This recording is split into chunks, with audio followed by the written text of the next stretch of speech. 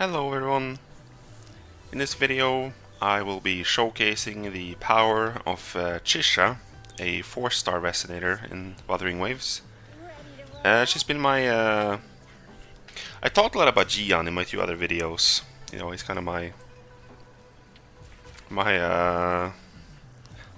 favorite, but I kind of have 2 favorites. Chixia is the other favorite. She is the one I beat 3 out of the 6 hologram bosses on the highest difficulty. I just wanted to showcase the power of a 4-star character and how having 5 stars isn't exactly necessary to do some of the content in this game with. There are several times in a tower even where I use Chixia to help clear a tower just because of her single target damage. And well, I'm not saying you can do everything with Chixia. There are limitations to her kit. I think it'd be a fun showcasing to show some of her power. So we're going to attempt the monkey, the bilingual on this one, just to show or showcase some of her power. I'm no expert at this. I'm not particularly gifted when it comes to these kind of games, but hopefully it should be an okay showing of how powerful she can be. And I'm not going to use any intro skills or outro skills. I'm just going to use Chixia and see if I can do it that way. Yeah, so that means no Shangli and no Shorekeeper, so we can see how that happens. So for our team, we will unselect, and we need to bring over the weapon on Mortifi. Let's see here. I also did some. I more or less finished her. I will grab these 3 later because I'm just completely out of not these, but these Whispering Cores. And I also did some extra work on Shangli Xiao, so he's starting to get there. I'll unlock these next, and then yeah. But this video is about Chixia. So let's see here, Mortifi. Wait, I can just do it from here, right? Switch. There we go. So, here's a little tip. So when you're out doing more difficult content, right, you kind of want to start using some consumables. So if you level up your chef skill, you'll eventually be able to make these. Is it these? Or is this the highest, like the crit version of it? Rather. So when you cook, depending on the meal you're making, there are certain resonators who can do a dish better, and then you can get like an improved version of the dish. I believe this is an improved version of the dish.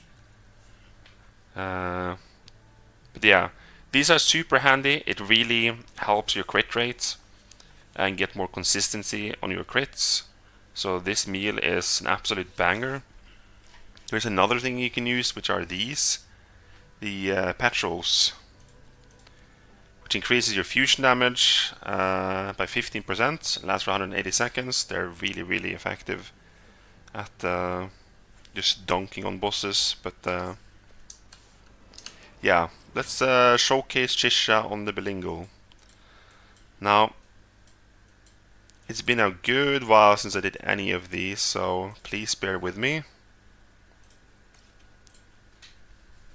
As I said, I'm I'm no expert at these, but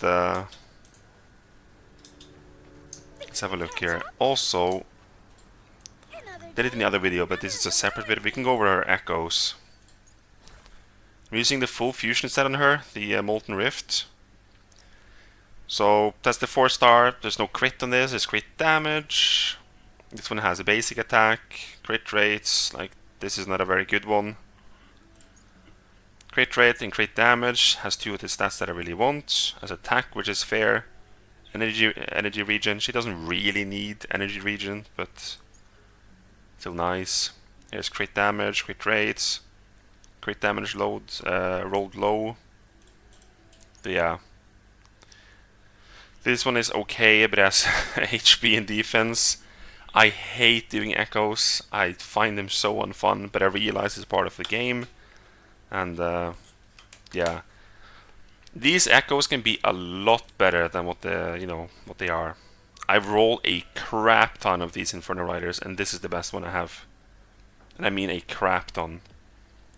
We're talking like probably 300, 400 plus Inferno Riders. So yeah. Yeah, we have the skin as well. Let's just apply it. Effective for all Inferno Riders. Okay, her stats in total now: 62% crits, 250 crit damage, and with a meal, this should bring us to closer to like 100%. It should be 90 something. I don't know if that shows up here now. It does.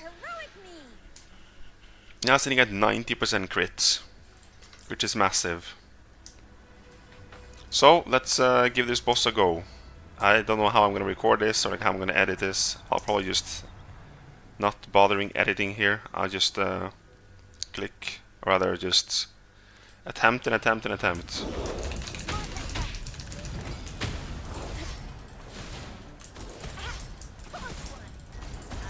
Oh yeah. Okay, so if you've ever attempted this boss, so on difficulty 1, 2, 3, 4, and 5, he stays relatively the same. I think on 4 or 5 here, he gets this thing after 3 minutes. He becomes crazy and stacking up.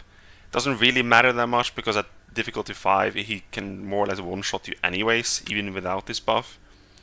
But at difficulty 5, he summons these clones every now and then that shoots at you, which throws you off in the terms of the flow of the fight, and that has messed me up several times. So we'll see if I can actually get him, but he's definitely difficult.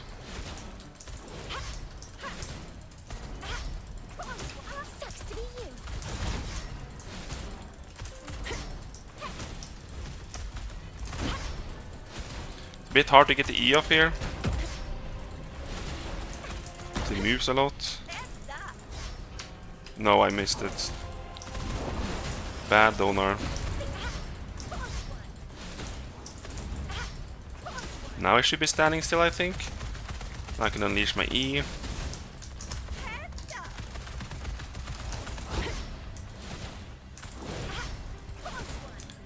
Clone.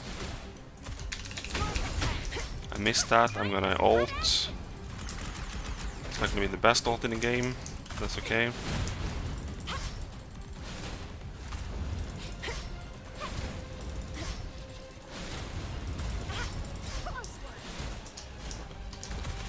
Use this.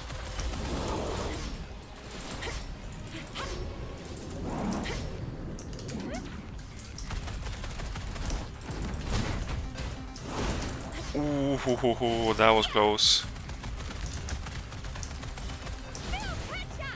Boom, headshots. This one, you can kind of just fly in the air, shoot a little bit. It's gonna tap your stamina. Now it's just moving around. We can get this E off. I almost fucked that one up.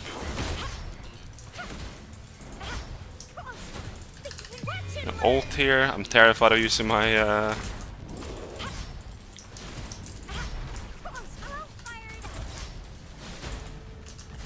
Ooh, I'm missing a lot of my E's here, but that's okay. Back up, we go. Shoot a little bit. Careful so you don't run out of stamina here. I messed that one up, that's okay. We have lots of damage. Moves around. I messed my E up.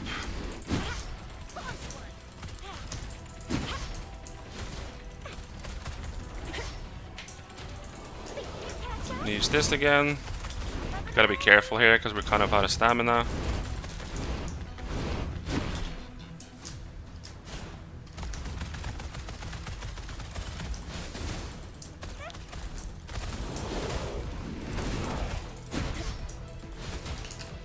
Gonna ult.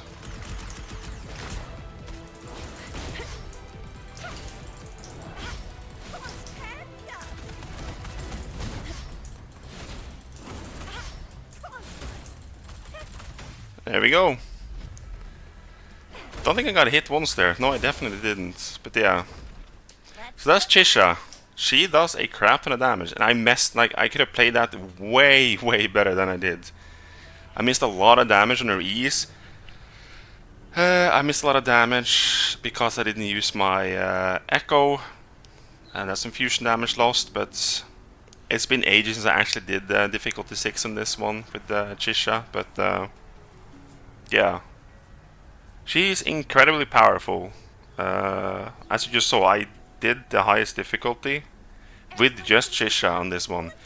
Naturally, this guy is he's less resistant, or he's very weak to fire. If you try to attempt this guy with Gian, Gian is not your go-to resonator for this Belingo, because he's resistant to arrow damage. I learned that the hard way the first time I tried to attempt like difficulties with this dude, but yeah. This is my favorite boss in the game. There are 6 in total, so there should be, where's he at?